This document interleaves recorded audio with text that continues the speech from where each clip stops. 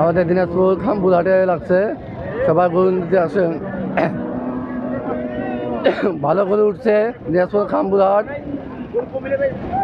খামপুরহাটে আসার নেওয়ার জন্য সবাইকে শুভেচ্ছা জানানো হচ্ছে।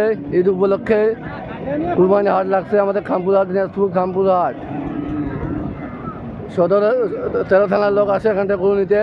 সবচেয়ে কুরবানি গরু হাট লাগে এখান থেকে শুক্রবার আর মঙ্গলবারে লাগবে হাট, সোমবারে লাগছে হাট, কুরবানি হাট, পশু হাট ও ছাগল কেনা বেচা হচ্ছে।